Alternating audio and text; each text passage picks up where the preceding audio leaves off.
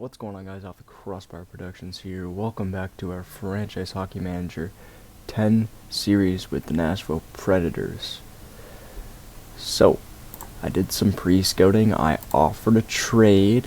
We're gonna get things moving. I seen what a bit of the issue was, and it's basically on the back end. I think we're playing this bottom pair way too much, so I cut down their time quite a bit. I'm giving more to Roman Josi and Jeremy Lauzon. Lauzon is kind of gonna have to be that guy until we get McDonough back. Again, we're kind of hurting on the back end here between Bear, McDonough being out and Fabro being out. So I'm finding a replacement for this top 4 spot here with Luke Shen. I think Luke Shen will be out the door if we can get this trade to go through. He's definitely one of the defensemen I want to get rid of the most, because he's obviously not the best defensively. He's doing okay, but again, he's not really a top 4 guy. I would rather keep Lauzon over him. I'd definitely rather keep Carrier, and Ethan Bear beats him out too. I think I want to see what Bear can do. So that unfortunately could end Luke Shen's time here in Nashville. I can try to drop him, but I don't want to lose him for nothing. So we'll shop him after this trade goes through, see what we can get for him, and then we'll move on from there. Alright. Here we are, game against Edmonton in Edmonton. Let's see how this goes. Hopefully decent. I'm hoping. 5-1 loss. Yikes. Yikes. Who scored our one? Forsberg from Evangelista and Lundell. Alright. We stopped quite a bit sooner than this Calgary game. 2 days before it, actually. And this is the trade we'll be making. We'll be sending Northeastern Gunnar Fontaine to the Islanders in exchange for Mike Riley. Mike Riley is in the lineup. He'll be playing beside Tyson Barrie. We did have good news on the injury front. We have some players that are ready to return. Calgary is a very beatable team. We need to beat them. We need to beat them. And we do. 4-2. Perfect. Sissons gets us on the board after a Huberdeau goal in the first to tie it. Kadri then makes it 2-1. And Sissons again. Barry gets one. And then Mike Riley short-handed. Very interesting. Short-handed to make it 4-2. McDonough has returned. Fabro has returned. And Ethan Bear has returned. So our lines look like this. It's going to be Josi, Fabro, Riley, Barry, McDonough, Bear. And then we threw Trennan back in. He'll be getting some time on the 4th line.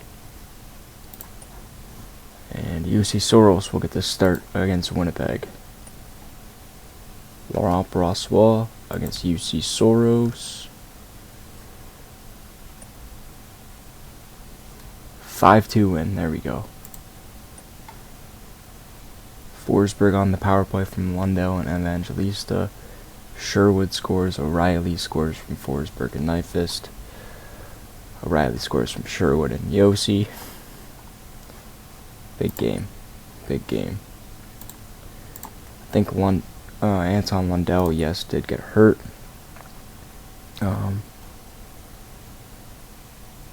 But he seems to be okay. 63. Do I just want to maybe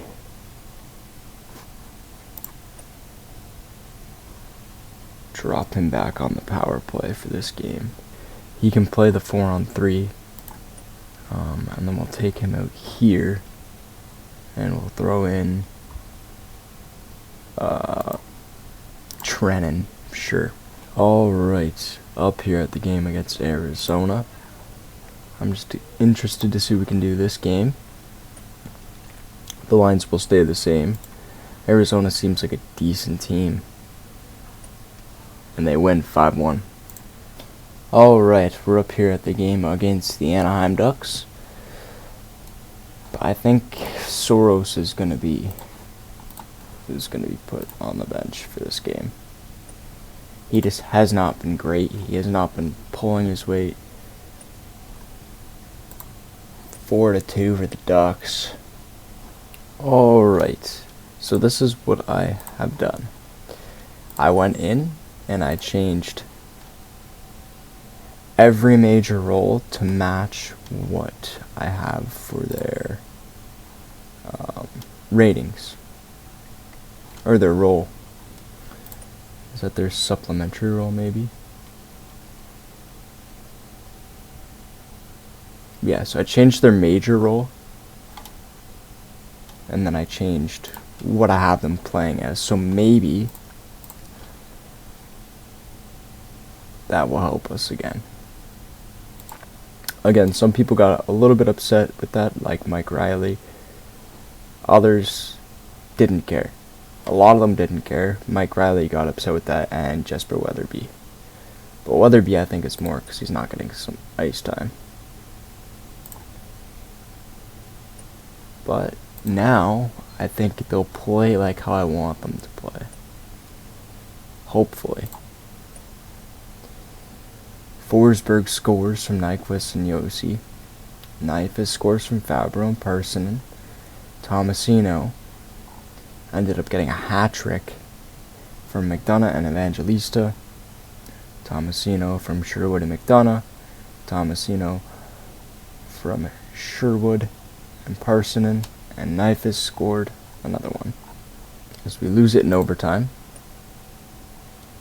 Bear scores on the power play from Sissons and Forsberg. O'Reilly scores from Lundell and Josi.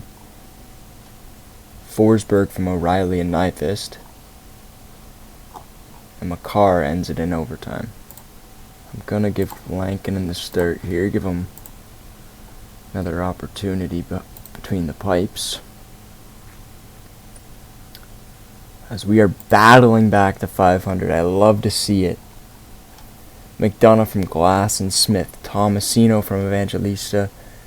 And Mike Riley. Juuso Parsonen from Forsberg and Josi. Mike Riley from Sherwood and Parsonen. We're sitting 7th in the division. That is because this is a stacked division. So we got 2 more games here. One against St. Louis. It's going to be UC Soros net.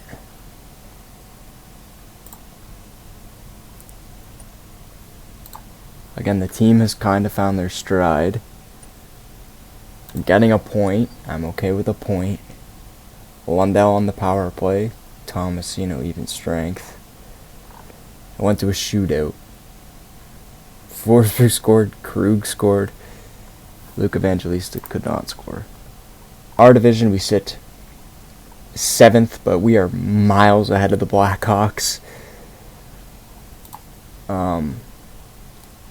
Yeah, threw Weatherby in. Give UC this game. He is our starter. And it's going to be a 5-0 win for us.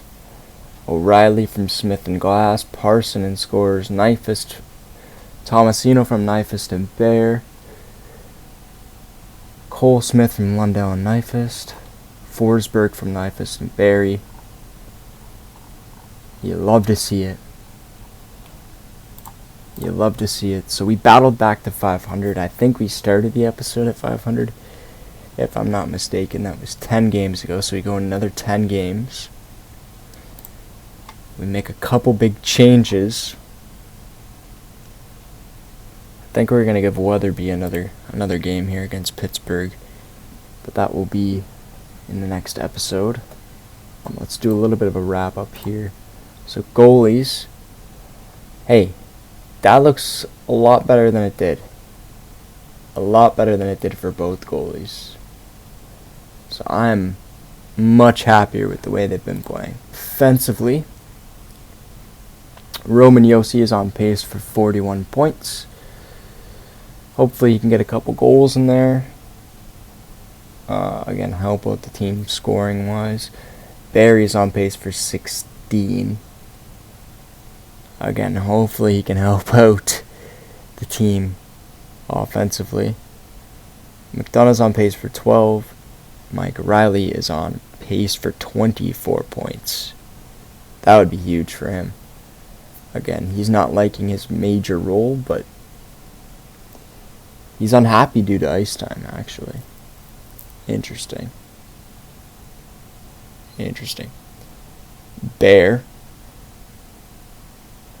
See, Bear is happy due to ice time. Interesting. He believes he should be playing more. Fabro's on pace for 24 points. I like the defense. They've kind of stepped up. They don't look as shaky. Down the middle, Ryan O'Reilly is on pace for a 77-point season. When was the last time that he did something like that? 77 points would have been in 2018-19. The year after he got traded out of Buffalo. Was that his Stanley Cup year? 18-19. He's playing like a Stanley Cup winning Ryan O'Reilly. I love seeing that. He's on pace for 45 goals, 32 assists. Colton Sissons is on pace for 28 points, and that's what I like to see out of that third line. Just some nice depth goal scoring there for Sissons. 36 points for Lundell. If you can put up 36 points on my second line, I will be really happy with that. I'm wondering if I should drop him into a top or a bottom 6 role. Just because he's getting killed with plus minus. Parsonen is on pace for 36 points on that fourth line. Wow, he might have just pulled himself into a third line role. Interesting. And Weatherby finally got to play some games. He'll play another one, so hopefully we can make him a little bit happier. Gustav Nyquist, 65 points. That would be amazing. 61 for Luke Evangelista. That would be amazing. I think Evangelista can stay. Now, if I drop him down a line, we can play that line a little bit more. We can have the matchup against the third line on the other teams. Like, I'm not opposed to doing that. We can try it out. But I don't know who I'd switch out for Evangelista, right? Because underneath Evangelista is Cody Glass, and I don't think Cody Glass is a top 6 player for us. So maybe if we go get another top 6 option, we can try it out. But I like the way he's playing. He's on pace for 61 points, 20 goals. I'd like his goals to be up near like 30, maybe 40. In that range, 30, 35. Hopefully he can get there. Tomasino's on pace for 56 points. If he puts up 56 points near the end of the season too, he'll be getting that contract extension from us. I'm more than certain of that. Kiefer Sherwood, 36-point pace. He's okay. Maybe his ice time is actually... He's liking the ice time. I'm not sure. And then, yeah, there's Cody Glass there as well.